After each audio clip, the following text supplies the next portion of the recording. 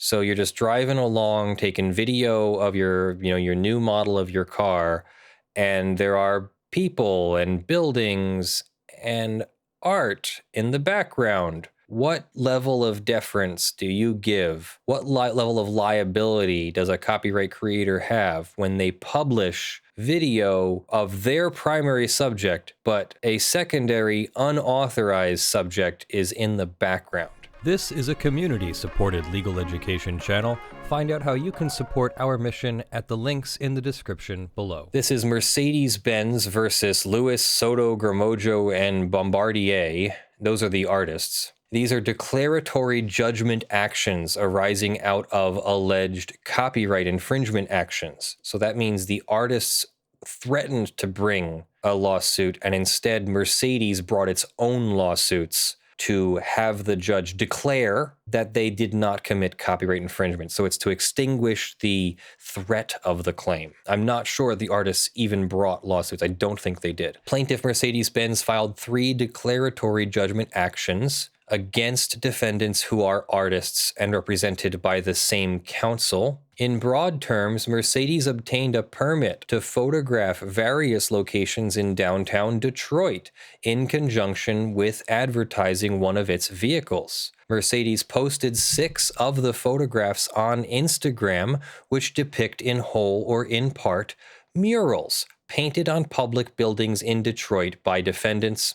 Defendants, through counsel, sent letters to Mercedes contending that the use of defendants' murals violates copyright law. Mercedes responded with these lawsuits seeking declaratory relief. All of the defendants argue that the declaratory judgment complaints fail to state a claim. So that's Federal Rule of Civil Procedure 12b-6. Because 1, the case is not ripe, as defendants have not registered copyrights, so we're going to talk about the ripeness and mootness doctrine. And Mercedes has failed to state a claim under the Architectural Works Copyright Protection Act. Wow, when's the last time we talked about that? The AWCPA, 17 U.S.C. Section 120A. Soto and Gramajo also argue that the court lacks personal jurisdiction over them. For the reasons that follow, the motions will be denied. So they're going to go to trial or towards trial on the declaratory judgment lawsuits. As will be explained, Mercedes has alleged a plausible claim for declaratory relief against defendants, and the court has personal jurisdiction over all of the defendants. Background. Mercedes sells and distributes vehicles, including the G500 series. In January 2018, Mercedes attended the North American International Auto Show in Detroit, Michigan, to unveil the G500, then its newest model luxury SUV. During that time, Mercedes obtained a permit from the city of Detroit to photograph the G500 in specific downtown areas. The permit authorized Mercedes to photograph its G500 in several locations, including the area between the Eastern Market and 1314 Gratiot Avenue, where defendants' murals are located. Mercedes commissioned photographs of its SUV throughout the city of Detroit. On January 26, 2018, Mercedes posted 6 of these photos to its Instagram account at Mercedes-Benz. As to Louis, among the photographs Mercedes posted was a picture depicting the G500 driving near 2001 Wilkins Street. The photo partially depicted Louis' mural in the background. The post stated, "This off-road legend is always ready for some urban exploration to mix things up," and was designed to highlight its versatility. He created the mural during the second year of the now annual art festival, Murals in the Market. The festival aims to revitalize the Eastern Market district of Detroit and turn it into a must-see destination for arts. So this was not just graffiti, this was a commissioned piece of artwork. Louis' mural was a painting on the facade of a building and was integrated into the building and became a permanent fixture of the Eastern Market's cityscape. Well, we have a address here. Let's see if we can find it. Now, I realize this was a year and a half ago or whatever. Well, gee, it's still there, or some kind of mural is still there. So I'm going to guess this is the mural that they photographed the car in front of. I can't see why they wouldn't. It looks really cool. So awesome job, who, if this is your mural, but that is what they're talking about, I think. Another photograph was posted in front of Mike's Coney Island restaurant. The photo partially depicted Bombardier's mural in the background. The post stated, "This off-road legend is always ready for some urban exploration to mix things up." And it states some similar stuff. Let's see if we can find any of that in Detroit. And I don't know where the mural is, but that's probably it. That's a pretty cool looking mural. There's Mike's Coney Island restaurant, and there's the mural. Soto and Gramojo was the Gratiot Central Market. I'm sorry if I'm butchering the name here. So here's the Gratiot Central Market, and here is a, maybe it's further down the street here. Ah, here we go. Yep, this is probably the mural. If not the mural, this would be probably the place that it was in, because they might make new murals. Who knows? I don't know what the policy is on murals.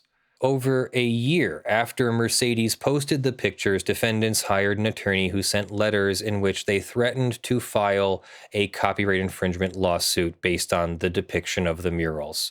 Mercedes says that as a courtesy, it removed the photographs from Instagram. However, defendants continued to make threats, expressing a desire to expose Mercedes, use formal discovery to learn information other people can use to sue Mercedes, and tell a jury that Mercedes made $80 million selling the G Series truck in an effort to wipe out Mercedes' revenue from the sales of the G Series. I don't think telling people that Mercedes makes money off of Mercedes is going to stop people from buying Mercedes. You might misunderstand the target audience there. Shortly after receiving the letters, Mercedes filed these declaratory judgment actions contending: 1, Mercedes made fair use of defendants' murals; 2, defendants' murals are exempt from protection under the AWCPA; 3, Mercedes did not violate the Digital Millennium Copyright Act.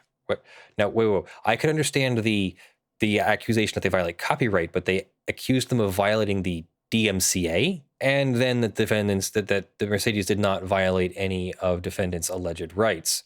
So once again, this is weird.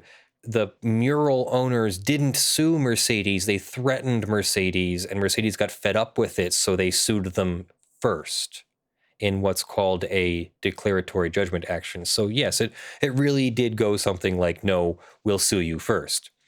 And it is kind of funny, actually, I think.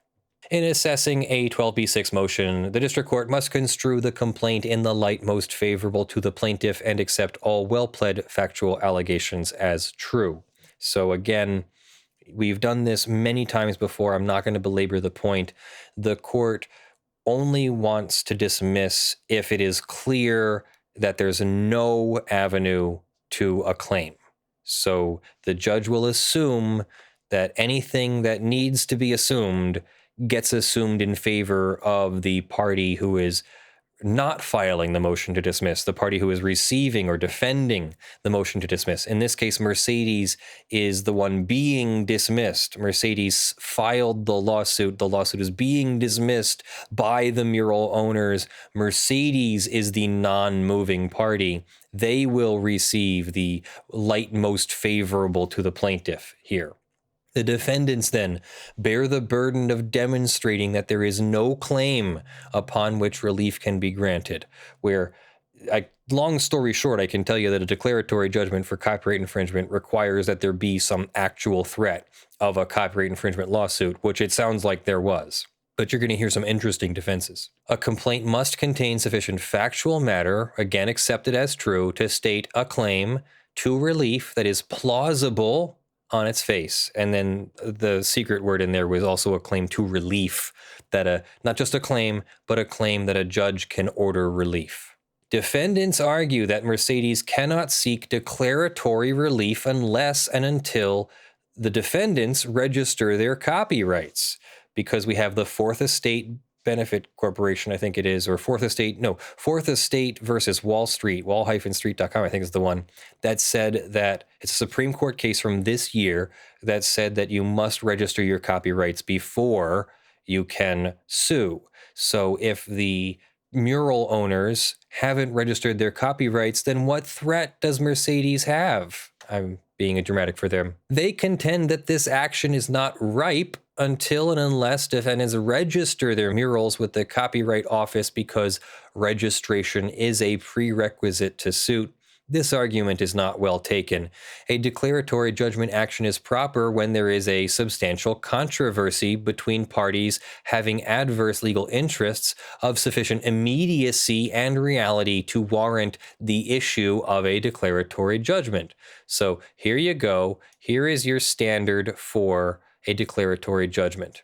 If the alleged facts demonstrate that the defendant could file a coercive action arising under federal law, then the court's jurisdiction is properly invoked. Defendants threaten to sue for copyright infringement here. The complaint alleges that defendants made adverse claims against Mercedes based on their claimed rights in the murals and threatened to sue Mercedes under the standard for declaratory relief. The complaint states a ripe claim. Defendants argue that there can be no case or controversy unless they decide to register copyrights. Courts have held otherwise. Defendants' reliance on the Supreme Court's recent decision in Fourth Estate Benefit Corporation, it's Publishing Benefit Corporation, not Public Benefit Corporation, Leonard, does not alter this conclusion. Fourth Estate did not address an action seeking a declaration of non-infringement. Rather, it holds only that Section 411A typically bars a copyright owner from suing for infringement until registration has been made. Even then, registration is only akin to an administrative exhaustion requirement that the owner must satisfy before suing. Significantly, the Supreme Court observed years ago that registration is a condition that owners ordinarily must satisfy before filing an infringement claim. In the years since the Reed-Elsevier case, the precedent cited above, it has become well established that the absence of a registration does not preclude an accused infringer from seeking a declaration of non-infringement. Accordingly, Fourth Estate does not preclude Mercedes from seeking declaratory relief. Then they go on to cite another case which only talks about infringement actions, not declaratory relief actions. In another case, the Otter Productions case, the district court explained why subjecting a declaratory judgment action to a pre-registration requirement is problematic. Quote, to subject declaratory judgment actions of non-infringement which seek to establish the plaintiff's non-infringement, comparing that to 411A's registration requirement, would improperly skew the balance between copyright holders and others in use of creative arts. Section 408 of the Copyright Act permits the owner of a copyright to seek registration with the Copyright Office. Logically, a non-owner potential infringer cannot properly seek registration. Accordingly, a copyright holder could create a cloud over the use or creation of a work by declining to register a copyright but yet threatening a potential infringer with legal action.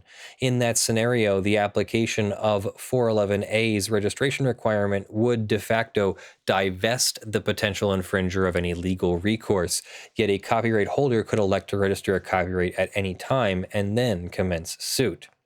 So the court finds the reasoning in Otter Production as to why a copyright registration is not a prerequisite for filing a declaratory judgment action persuasive. As such, Mercedes has stated a ripe claim regardless of the status of defendant's copyright registration. Then on to the AWCPA, which I've already forgot what it works. Our Architectural Works Copyright Protection Act, I think it is. Defendants argue that Mercedes has failed to state a claim under Section 120, which states, the copyright in an architectural work that has been constructed does not include the right to prevent the making, distributing, or public display of pictures, paintings, photographs, or other pictorial representations of the work if the building in which the work is embodied is located in or ordinarily visible from a public space. And notwithstanding the provisions of Section 106.2, the owners, which is one of the copyrights, the owners of a building embodying an architectural work may, without the consent of the author or copyright owner of the architectural work, make or authorize the making of alterations to such a building and destroy or authorize the destruction of such building. This section establishes an important right of the public to take pictures of buildings that are publicly visible, free from any claim of copyright infringement.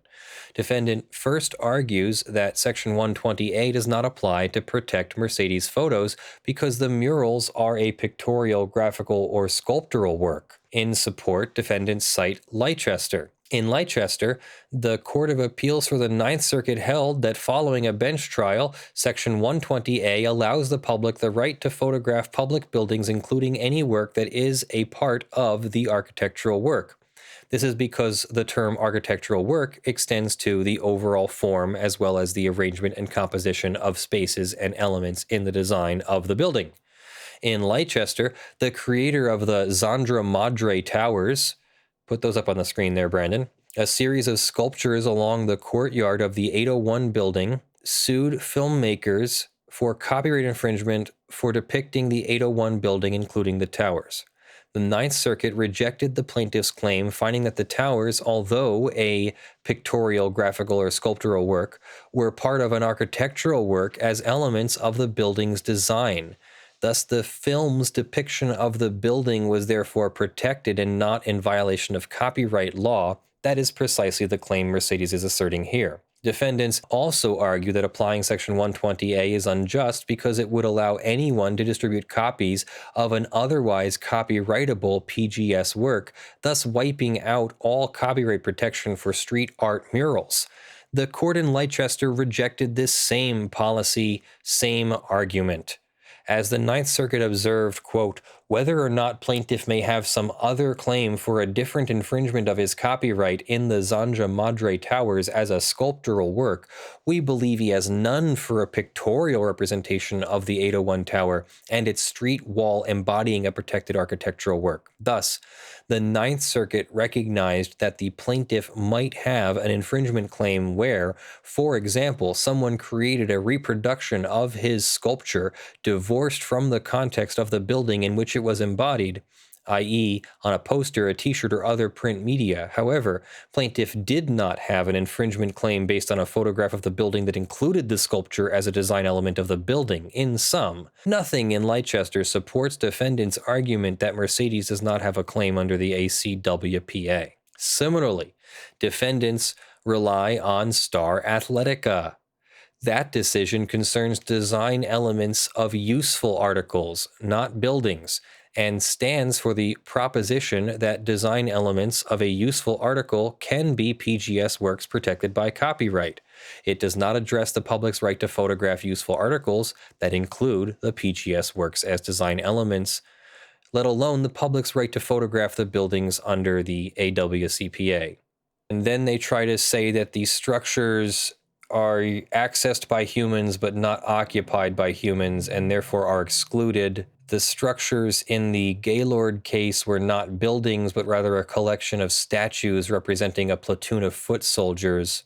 The Federal Circuit Court did not hold, as defendants suggest, that in order for a building to implicate the AWCPA, it must be both accessible and occupied. Rather, the court found that accessible structures not intended for occupancy cannot be buildings. Overall, Mercedes has alleged a plausible claim that Section 120A of the AWCPA protects Mercedes' right to photograph publicly visible buildings which contained defendants' murals. Whether they will prevail on this claim, by the way, is not before the court at this time. It's just the motion to dismiss, whether the case goes forward, not whether the case is won. And then there are a couple people who say that they don't have jurisdiction over them, and we're going to skip over that because that's not really part of our AWCPA copyright analysis. Jurisdiction's fun. They're going to basically be, what we just skipped is going to basically be them discussing over whether those artists have enough minimum contacts with the forum state. Either they're residents or residents of the area, or they do business with the area. For instance, the mural itself might be enough minimum contacts. It might be the contact that they need. And so the judge has denied the motion to dismiss, and the case will go forward against the 4 artists who asserted copyright claims against Mercedes. So very interesting.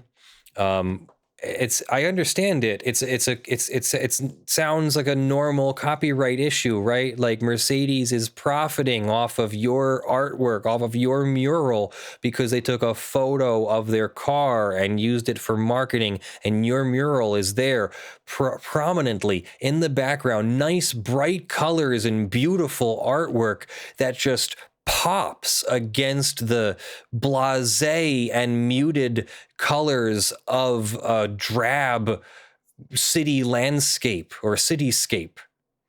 And here you've got this beautiful mural, and they're absolutely beautiful. There's no criticism that I could maintain against any of those that I saw. They're absolutely beautiful works of art, and I can see why you would take a photograph of a Mercedes and then use that in your marketing.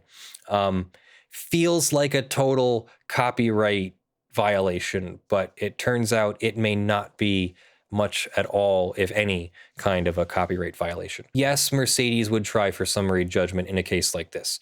There should be enough here that they don't need to prove anything at trial. Basically, summary judgment is when there is no dispute over a material fact that needs to be borne out at trial.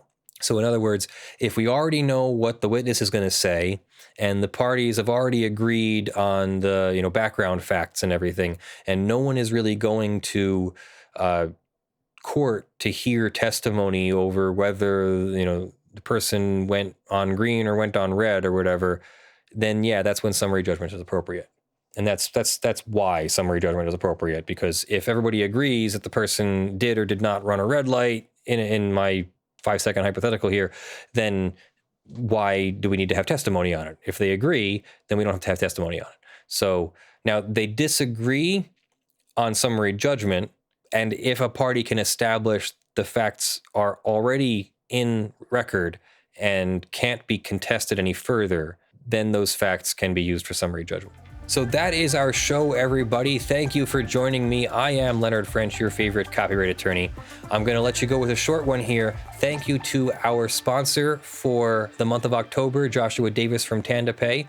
Thank you to our $50 plus supporters, who are Joe Tyson, Aspernari, John Steele, Gavin Barnard, Eevi, Kyle Mudrak, Michael Pearce, Spirit Bear, Jan Negrey, Daniel Perez, Snorre Wisotzky, Blackleaf, and Benjamin Hitov. And thank you to the $5 plus supporters scrolling on the LED panel behind me and the crawl in front of me.